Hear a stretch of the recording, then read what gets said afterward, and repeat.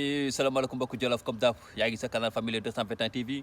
mbokku dal jàmm di la bëggee di la ci rawatina yow mi nga xamante ne yaa ngi safoo canal bi di Famille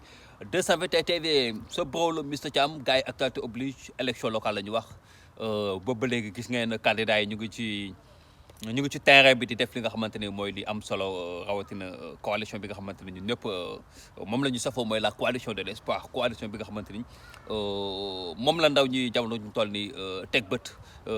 ndax lan ëllëg ñu mën a am changement bi nga xamante ni bëgg nañ ko ci mim réew muy la coalition Yewwi Askan Wi ànd ceeg président Ousmane Sonko ak ñoom président Khalifa Sall ñoom Barthélémy Diaz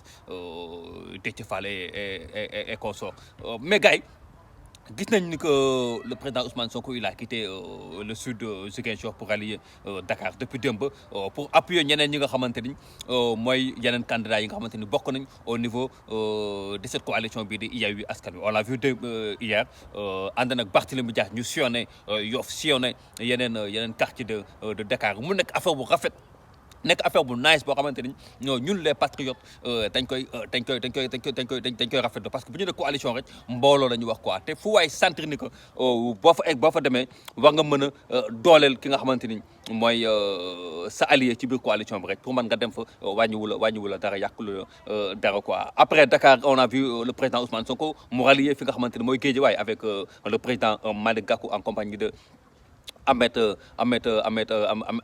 Aïdara sillonné Golf Sud sillonné Guédiawaye bi yëpp foofu tamit xam ngeen ni Ahmed Aïdara moom moo fa teewal coalition bi pour xëccoo li nga xamante ni mooy la ville de Guédiawaye mu nekk affaire bu rafet geste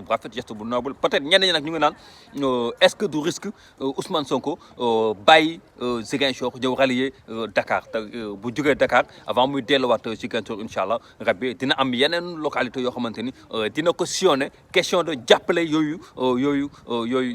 du dër mais bon dañuy am njort bu rafet ni que président Ousmane Sonko li mu waroon liggéey wala boog taxawaay bi mu war a am au niveau de cette région de Ziguinchor ak li ko wër pour man def na ko ba pare parce que boo xoolee première semaine campagne bi yëpp daanaka dafa sillonné Ziguinchor sillonné ay Sédhiou sillonné ay Vélingara appuyé foofu tamit yenn candidats yi nga xamante ni ñoom la fay Yewwi Askan Wi teg je pense bien que te ñu am njort bu rafet ni que rek jamono ñu toll ni Ziguinchor moom nañ ko suñu loxo ba pare te ñuy am njort bu rafet ni que ñi nga xamante ni ñu ngi ci coalition bi ñi nga xamante ni ñu ngi ci parti bi te ñu nekkee fële ki nga xamante ni mooy Ziguinchor sans Ousmane Sonko ñoom ñu ngi def liggéey bi nga xamante ni mooy liggéey bu wax ngir convaincre ñi nga xamante ni mooy la population à ce que ñu votel Yewwi Askan Wi rawatina le président Ousmane Sonko pour maire bi nga xamante ne mooy ville de Ziguinchor léegi nag Ousmane Sonko nag bon gis nañ ni que bon peut-être am na benn amour boo xamante ni nit ñi am nañ ko ci moom am na benn cofeel boo xamante ni nit ñi am nañ ko moom peut-être askanu Sénégal may nañ ko benn nopp kon tey nañu comprendre loolu noonu ni que bu wàccee sur le terrain pour dem appuyer ñeneen ñi nekk ci yenn localités yi c'est bien bon parce que bu taxawee xamal ñooñu ni que bu ngeen votelee candidat diw mel ni ne Ousmane Sonko ngeen votel loolu je pense bien que opportunité la bonus la pour coalition bi parce que peut-être bëri na yenn candidats yoo xamante ni samp nañ leen ci yenn gox yi bien que ñoom moom foofu noonu seen fief la am nañ fa doole mais ñàkkul am ñoo xamante ne ay partisans Ousmane Sonko lañ Ousmane Sonko bu fa demee xamal leen ni que ñii ci coalition bi la ñu bokk bu ngeen leen votelee rek mel ni na ñun ngeen votel rek beneen public la beneen yeneen militant la yoo xamante ne dañuy ñëw doolee ko ci candidat boobu noonu parce que coalition la quoi te coalition ñëpp mënuñu comprendre coalition parfois nga gis benn patriote bu ne bon peut-être ñoom ñu ngi ci coalition bi mais ki ñu samp ci benn ci gox X wala gox Y kooku bokkul Pastef kon ñoom dañuy jàpp ne bokkul Pastef duñ ko votel président Ousmane Sonko bu demee wàcc sur le terrain xamal leen ko coalition la képp ku bokk ci coalition bi bu ngeen ko votelee rek jàpp leen ni président Ousmane Sonko ngeen votel jàpp leen ni Pastef ngeen candidat au Pastef ngeen votel je pense bien que loolu c'est une très bonne chose en tout cas gars yi chapeau à la coalition Yewwi Askan Wi di wax gars yi naxe bi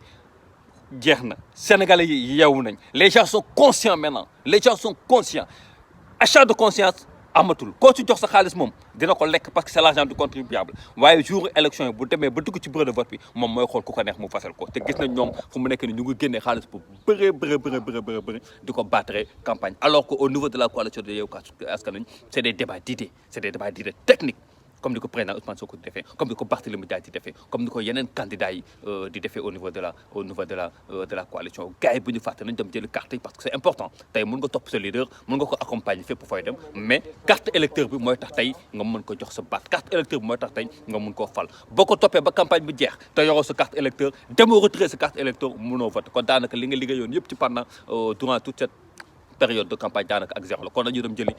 carte yi te xam ni am na solo respecte la famille respecte les patriotes di leen jox dig daje ba beneen en attendant gars yi bu ñuy fàtte ñuy abonné like di partager les vidéos nañuy abonné gars yi di partager vidéos yi jàppale chaîne bi on est tous des patriotes